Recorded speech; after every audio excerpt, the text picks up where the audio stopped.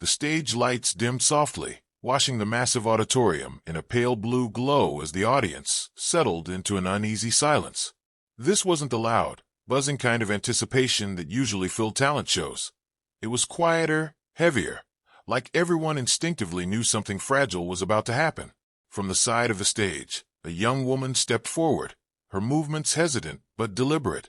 She was dressed simply, no glitter, no dramatic costume, just a plain sweater, dark jeans, and worn shoes that suggested a life lived far from luxury. Behind her, a single piano waited, its polished surface reflecting the lights like a still lake.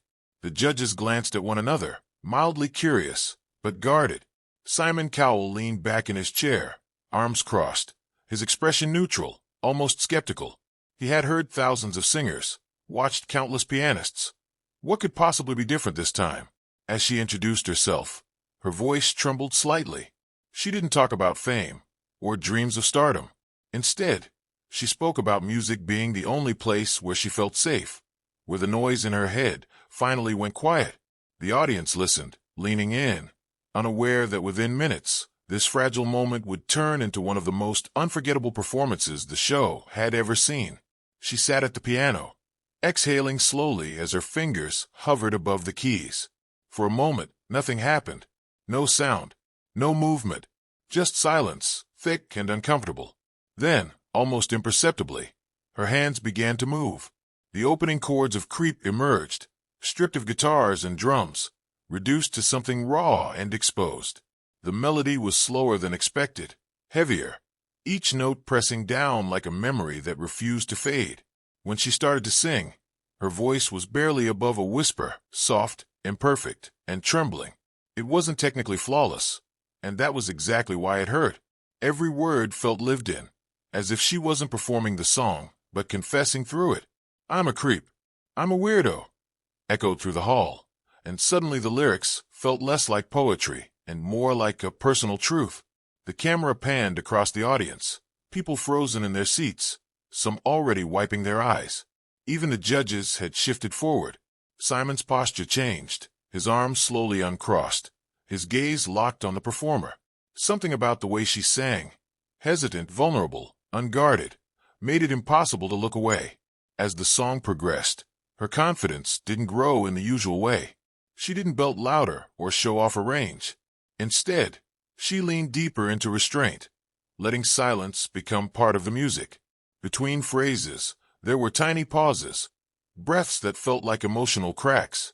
Her fingers pressed the piano keys with gentle force, as though each note cost her something. When she reached the line, "I don't belong here," her voice cracked, not in a rehearsed, dramatic way, but in the way someone's voice breaks when they're holding back tears. A collective gasp rippled through the crowd. The judges exchanged glances, realizing this wasn't just a song. It was a mirror. Simon Cowell's eyes glistened, though he quickly blinked, trying to maintain his usual composure.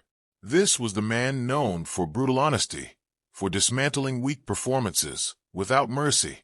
Yet here he was, visibly shaken. The camera caught his jaw tightening, his lips pressed together as if he were fighting something rising in his chest. In that moment, the power of the performance wasn't about perfection. It was about recognition. Everyone in that room, including Simon, had felt like an outsider at some point, and she was giving that feeling a voice. Midway through the song, something shifted. The piano grew slightly louder, not explosive, but fuller, like a heart finally daring to beat harder.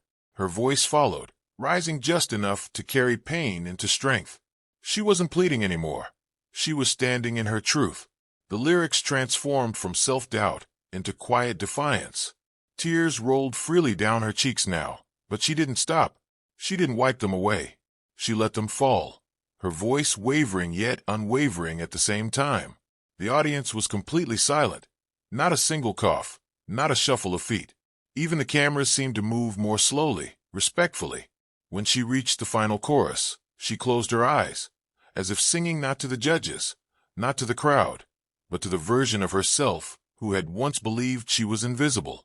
The final note lingered in the air, fragile and unresolved.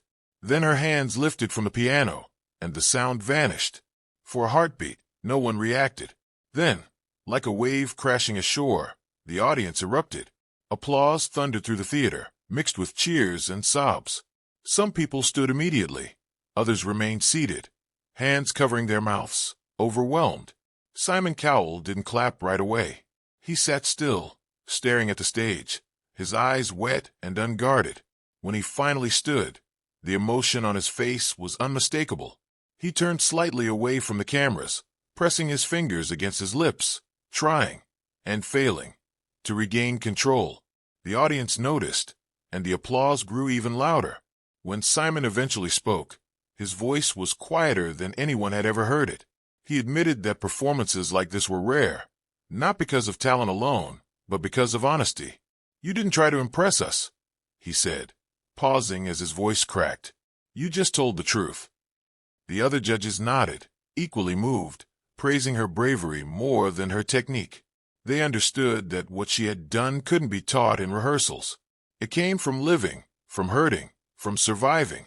As the camera returned to her, she stood trembling, hands clasped together, eyes wide with disbelief. She hadn't come to win. She had come to be heard, and somehow, she had reached millions in just a few minutes. Long after the lights faded and the episode aired, people would still talk about that performance. Clips spread across the internet, shared with captions like, "This broke me," and "I've never cried so hard." Viewers from around the world saw themselves in her trembling voice, in the way she sat at that piano like it was both a shelter and a confession booth. For many, it wasn't just entertainment, it was healing. And for Simon Cowell, a man who had seen it all, it was a reminder of why music mattered in the first place. Not for charts, not for trophies, but for moments like this, when a single voice, paired with a simple piano, could make an entire room feel less alone. She walked onto that stage believing she was a creep, a weirdo. She walked off having proven something far more powerful, that vulnerability, when shared honestly, can move even the toughest hearts to tears.